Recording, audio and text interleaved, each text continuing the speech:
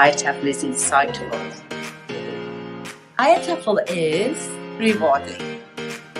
IATEFL is enjoyable and valuable. IATEFL is generative. IATEFL is diversification. IATEFL is thought-provoking. IATEFL is energizing. IATEFL is accommodating. IATEFL is enriching. IATEFL is celebratory. IATEFL is exciting. IATEFL is diverse. IATEFL is inspiring. IATEFL is inclusive. IATEFL is developmental. IATEFL is networking. IATEFL is a collaborative. IATEFL is opportunities. IATEFL is mind-blowing. IATEFL is empowering. IATEFL is professional. IATEFL is amazing. Hello there, welcome to our first post-Harrogate IATEFL live stream for you today. So it's a kind of welcome back to everyone, and as we begin our monthly live streams for you, getting ready, of course, for 2024 and Brighton. I like the fact somebody's already put IATEFL is enriching in the chat box. Thank you for that, Milan, by the look of it. Welcome, I'm Sean, and I'm the host of the live stream and one of the trustees of IATEFL. And today we're going to be talking about scholarships. You will have already seen, if you follow us on social media, that the scholarship applications are open. And in fact, the deadline is not far away. So today we're going to talk about scholarships. We're going to be joined very shortly by Laura and Christian, and they're going to take you through everything you need to know about scholarships. So if you are watching live and you have a question about how to apply, how the scholarships work, drop it into the comment box of the social media channel you're joining us from, and we'll try and get that answered for you. If you are watching the recording, hopefully we've answered your question as you go along. But if you do have a question, do pop it in the comment box, even if it's the recording, because we do watch and we will get back to you as quickly as we can. So since it's the first time we're back, I should catch up with John, really. I haven't seen John since the last day of Harrogate. So there he is. Hi, John. How you doing? Hello, Sean. Hello, everybody. It's lovely to see everybody. I was just watching that video and thinking, I agree with the last one. IATEFL is fantastic, but I'm going to throw in IATEFL is exhausting. It's exhausting. I enjoyed it. Recovered, have you? I think so. I mean, it's amazing how much, you get to that point after Harrogate. I think I was on the train home about 3 hours after the final plenary, and it suddenly went, oh yeah, I'm quite tired. It's kind exactly. of it just suddenly hits you. But it was a fantastic time we had in Harrogate. Seems like a long time ago now. It feels like, I mean, it wasn't a long time ago, but I was checking it. It already feels like such a long time ago, because obviously we're well into the planning for Brighton now. It's that move onwards with it. But it's actually, it's not that many weeks ago at all since we were all there. I had a quick look this morning, and I thought you'd like some statistics. Oh, please. Got it. As far as I can see, let's sum up Harrogate. Over 2,000 attendees, over 500 sessions, delegates from 110 countries. Wow.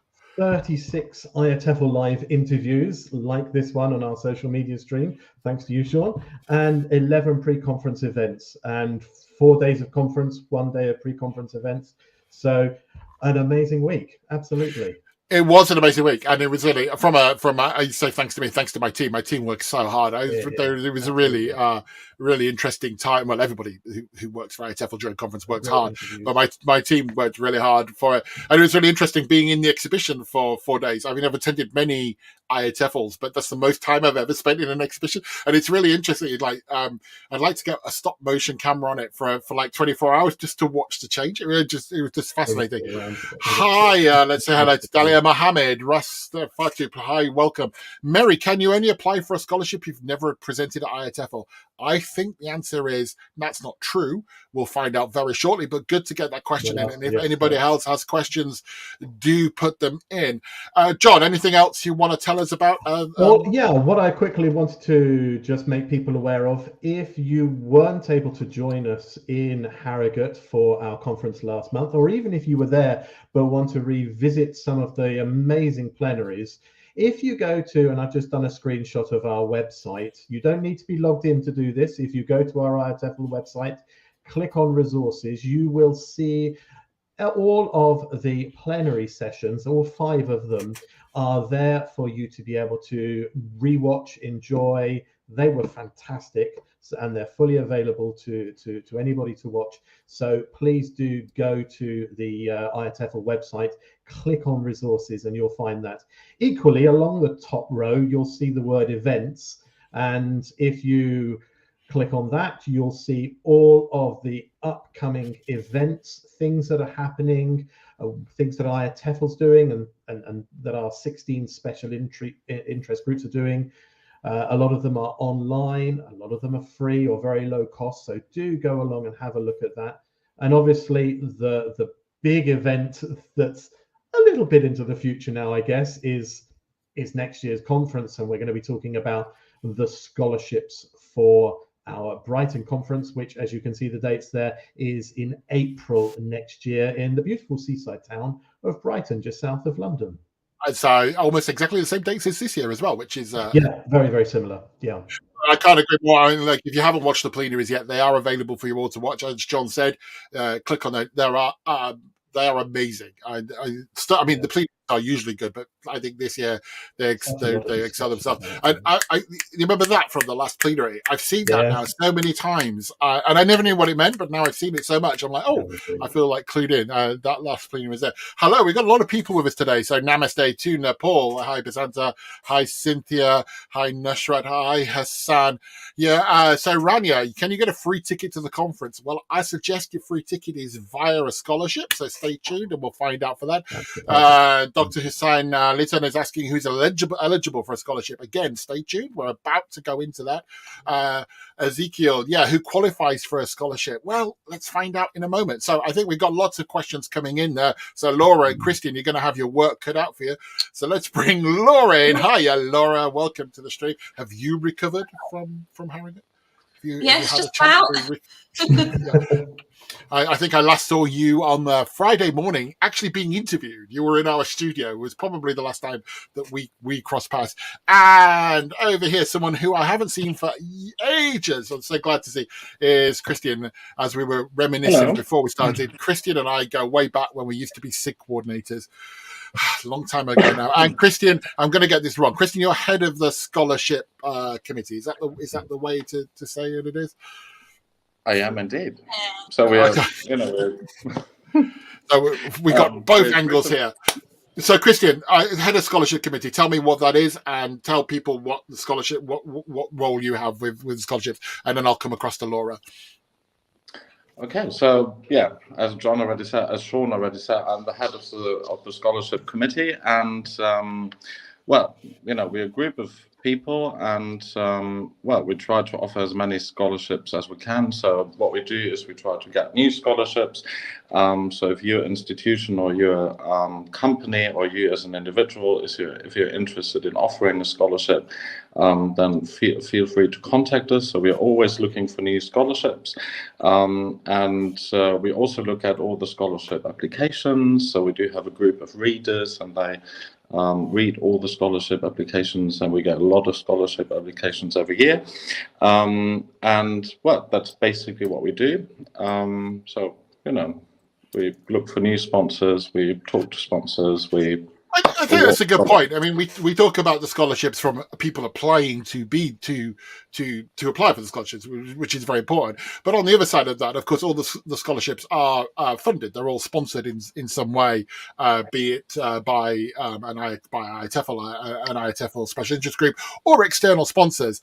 And I think people should be aware that well, thank you to those people that contribute and allow that to happen to us. But as Christian said, we are always looking for people to provide an opportunity for someone to attend the conference through a scholarship, and it's a good way of getting your name attached to a scholarship and bringing some spotlight to you and your company or your educational institute if you do that. And again, as Christian said, he's always looking for new ones. I mean, I think I was quizzing you before. Is it 24 that we've got, did you say, coming up for 24 for 24? There's a advertising slogan.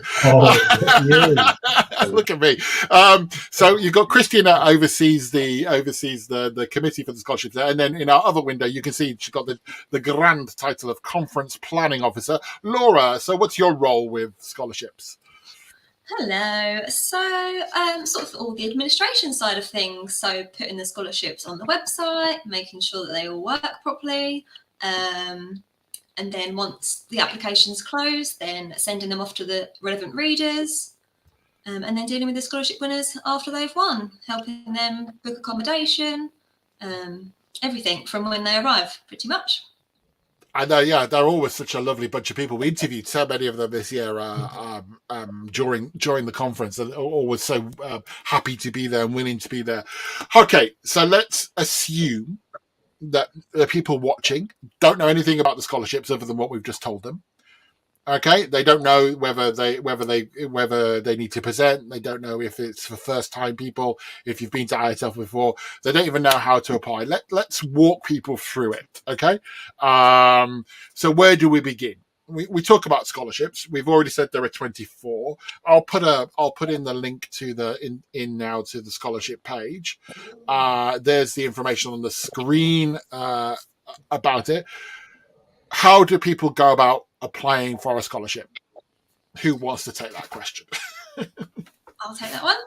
So the first step is to see what scholarships you are eligible for. So if you go to our website, which is on the screen, you can have a look at our 2024 scholarship summary sheet, which is sort of the quickest way to see what ones you're eligible for, and rather than reading each A4 piece of text individually. So we've got 24 scholarships, and I was being quizzed before we started, so I have got some numbers for you. We have 12 of them ask that you are an IATEFL member. 7 of them ask that you're a first-time delegate. 3 of them ask that you're a first-time speaker. 3 ask that you're from a particular area, for example. Then we have 17 that ask for a particular job or 3 to 5 years experience, for example, and 14 of them ask for you to speak at a conference, so you need to submit a speaker proposal as well. Okay, that's quite. I don't think that answered the question. It was a good statistical overview. Yeah, we were being a bit mean before we went live to throw in some questions with it. Christian, do you want to come in? Sorry. Yeah. Okay. And I think that if you look at the summary sheet, that already answers a lot of the questions in the chat. So can you apply for a scholarship if you have never presented at IATEFL before? Yes, you can. And for some of the scholarships, you have to be a first-time delegate.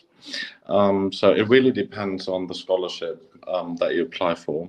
Who qualifies for scholarship, that also depends on the scholarship. So for some, they have to be, for some scholarships, you have to be a teacher trainer. For some of them, you have to be a practicing teachers. For some of them, you need a number of years of experience in teaching. So it really depends on the scholarship that you want to apply for. And I think that also, and then name kind of helps with that, doesn't it? Because obviously, therefore, I'm looking at the webpage now. If you've got the TD SIG early career teacher, then you need to be an early career teacher for that. The ESOL champion, presumably, you need to be teaching ESOL because you're going to champion that area. So, you really need to make sure that you can fit into that category before you apply with it. Okay. Exactly. And then we have another interesting question. Can I apply for more than one scholarship? Laura, yes. Do you want to say something about that? Yes, you can. So although you might find you're restricted from applying for some, you should be able to find quite a few that you are eligible for. There's not really a limit on how many you can apply for, but you just need to make sure the quality is good rather than the quantity as such. I think also just adding in there, Laura, if it involves submitting a proposal, then obviously you can only submit one proposal. There's nothing to stop you using that proposal to apply for several scholarships, but it's got to be relevant to that particular scholarship. So look at all the scholarships that you can apply for, choose the ones that are interesting and relevant to you and that your proposal could be centered around, and then that should be the perfect fit for you. Sorry. Just on that note with proposals, one of the questions that went through earlier as we started, I think it was from Russ. I'll put it up on the screen. There it is. If I resubmit my last year's application with slight modifications, will it be considered as plagiarism? I guess is the question under that is, can you use the same previous application to apply again for it, or do they have to be fresh? No, not really. I mean, if you want to use the most important thing is that your application really fits the requirements. That's the most important thing. I don't think we have any rule against using last year's application, but you maybe want to look at your application again and then make it look for ways to make it a little bit stronger. So that would be, but you can resubmit any time really.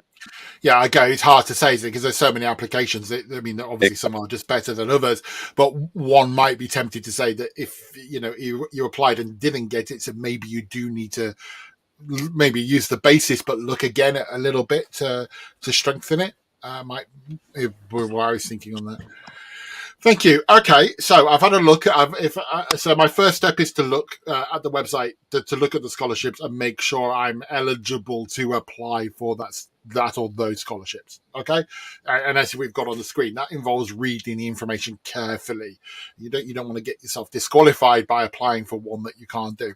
So then the next step is to log into the IATEFL website. Yeah, that's what I have to do next. That's right. Yeah. But if you've never logged into the IATEFL website before, that's absolutely fine. But you will need to just go to the top left of the website and create an account. That's absolutely free to do. Doesn't mean you're joining IATEFL at that stage at all. It just means that you've created an account. And in that process, we do ask you a couple of questions, such as where you're based, because that then helps identify scholarships that you're able to apply for, because some of them are dependent on the area of the world that you're coming from. Yep. Yes. So when you, sorry, Laura. Go on, Laura. So when you do log into your dashboard and then you go to scholarships, the ones that you're eligible for will populate automatically. So that's another way that you could have a look, see what actually comes up, and then go and read the text for them. Oh, right. So the dashboard will actually make that selection for me based on my profile that I've told. Yeah. So if there's one missing that you think should be there, then you can always email me at conference@iatefl.org and I'll have a look for you. Okay. So they're all appearing on my dashboard on my screen, and then there's an application form there, is there? Yep, so the ones that don't need a proposal will say apply next to them, and the ones that do need a proposal will say you must submit a proposal before you can apply. So it's pretty self-explanatory. And by proposal here, we're talking about a proposal for the main conference to talk at the main conference. Yep, speaker proposal for conference. Yeah. Okay, so obviously there are rules that apply to those in the application process as well. Christian, I think that was you that I heard wanted to come in. Yeah, we've got a question from Rania. How could I identify the suitable scholarship for me? So once you're on the website, you open the scholarship summary sheet, and then you can look at all the different scholarships. But you can also read more about all the, you've got the scholarship guidelines for all the individual scholarships. So you basically click on the PDF, you open it, and then you've got all the information that you need. So what the scholarship consists of, what you must do in order to qualify. So and then this really so I'm afraid that you have to go through all the scholarships to find out which one you're eligible for. So Yeah. So basically, when they go to that web link there, it is pretty much the first downloadable thing on the website, isn't it? Exactly. Scholarship Summary Sheet 2024 Scholarship Summary Sheet PDF, and that's the first thing that we'll do there. Hi, you blessed. No, they're not only open to members. We obviously you've just joined us a little bit, so go. If you once the recording appears, go back to the beginning, and you'll hear about who they're open to. But no, some are for members, but some are not. Every scholarship has a different kind of set of criteria, so it's hard to say you can apply for this one or this one or this one. But as Christian just said, go to the website that I've just popped in there, download that scholarship summary sheet, and you'll be able to see what they are. So you fill in all those forms, you fill in your speaker form, and then presumably there's a button that says submit or something like that, and that's it, process done. Yeah. And then it's sit back and wait. And as you already said, the deadline for this year is the 21st of June. So Wednesday, 21st of June is the deadline for applications for Brighton 24. Yes, and just a further thing to that, it is 4 p.m. UK time. So bear in mind where your time zones are. And I say this about whether it's the scholarship or whether it's about speaker proposals, don't leave it till Wednesday, the 21st of June. Don't leave it till that point, because that's when the website gets the busiest and people are trying to all do things last minute. Do get it in I realize we're all busy people, but do get it in as soon as you can, but preferably do it on the 20th. Give yourself a leeway in case something doesn't work or doesn't get through. Don't leave it to the last minute. Don't leave it to the last minute, because you do need to as well to ban them. I mean, obviously a good proposal needs a little bit of planning to it with it. On that note, Christian, what would you give any? I mean, you've obviously read a number of proposals over your time. What would you say are things that people should include in the scholarship? What makes it? I don't say what makes a good proposal, because I think they're all different in different ways. But what kind of things should people be looking to put into their submissions? As you said, they're all different, but I think a strong application is really that you show the readers that why you're the best candidate for the scholarship. So you talk a little bit, usually you have to talk about your experience in ELT, but also there's usually a short paragraph about why you want to go to the IATEFL conference, and this is where you can really talk about, some people say it has always been their dream to attend an IATEFL conference, but maybe you also have other reasons. So that's that would definitely make your application stronger.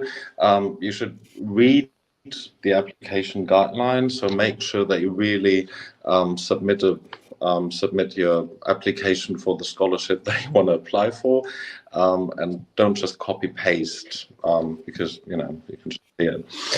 So that definitely. So your experience, why you want to attend the IATEFL conference, and basically what makes you the perfect candidate for the scholarship. And it really depends on the scholarship whether you need a lot of experience, or whether whether you have to be a first-time delegate. There are people who have been at a number of conferences but are still awarded an IATEFL scholarship. So it really depends on the scholarship, but you want to be as personal as possible, and then also talk a little bit about your experience and why you want to go to IATEFL Brighton.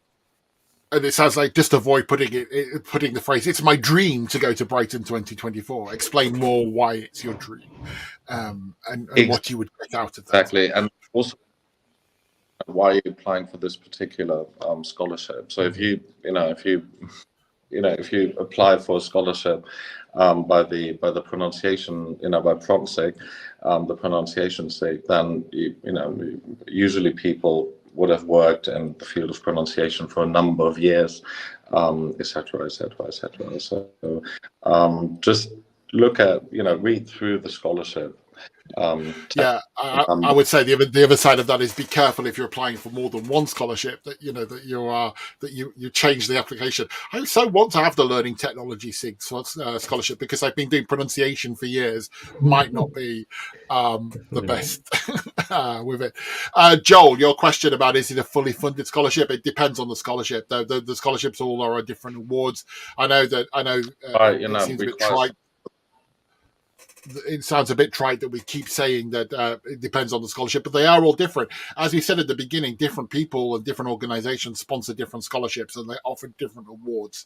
So some of them are, some of them aren't. If you choose them and look through, you will see it says immediately what the award is on there. Christian. Also, quite a number of scholarships, require some sort of action plan. So what you can do, going back to your country after conference, to benefit, the larger community. So that is something, like teacher training, webinars, you being a multiplier for the people in your country on your that cannot attend an IATEFL conference. So that is also something that would definitely make your application stronger. I think I'm reminded of being, when you're teaching exam classes, if you tell the students, the first tip for exam is take a pencil and make sure you underline all the key words in the title before you answer the question. It's sounding a bit like that.